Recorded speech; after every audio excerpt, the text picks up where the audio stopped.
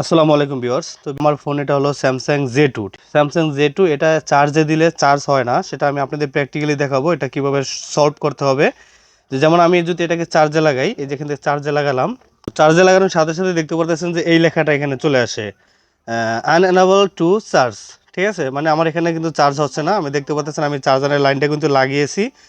ঠিক আছে, তো এখান থেকে চার্জ উঠতেছে না, আর উপরের দিকে যে চার্জারের যে আইকনটা দেখতে পারতেছেন সেটা কিন্তু ফাল মারতেছে। ওই যে এই প্রবলেমটা যদি আপনাদের ফোনে চলে আসে তাহলে আপনারা এটা কিভাবে সলভ করবেন সেটা আমি আপনাদের এই ভিডিওতে দেখিয়ে দিচ্ছি। আমরা ফোনের ব্যাক কভারটা আমি প্রথমত খুলছি,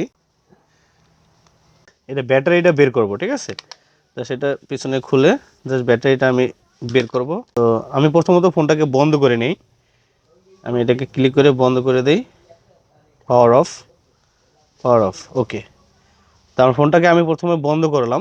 তো ব্যাটারিটা এখান থেকে আমি প্রথমত খুলছি, এটাকে খুলে বের করে ফেলবেন।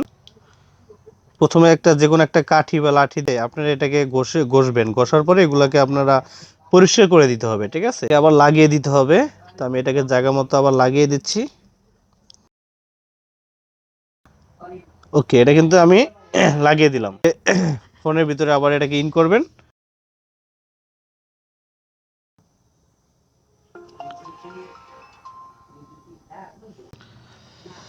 তো দেখতে পাচ্ছেন অলরেডি আমার ফোনটি ওপেন হয়ে গেছে। তো আমি এখন এটাকে প্রথমে তো লক খুলবো।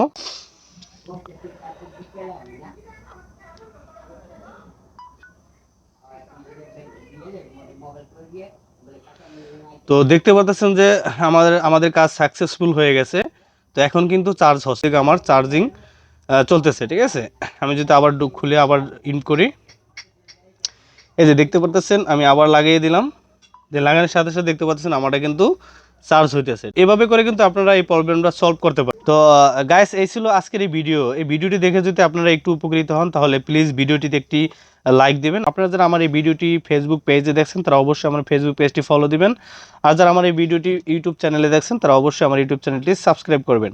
তো আজকের মতো আমি সোহাগ বিদায় নিচ্ছি। দেখা হচ্ছে আপনাদের সাথে পরবর্তী কোনো ভিডিওতে। সেই পর্যন্ত ভালো থাকবেন, সুস্থ থাকবেন। আল্লাহ হাফেজ, আসসালামু আলাইকুম।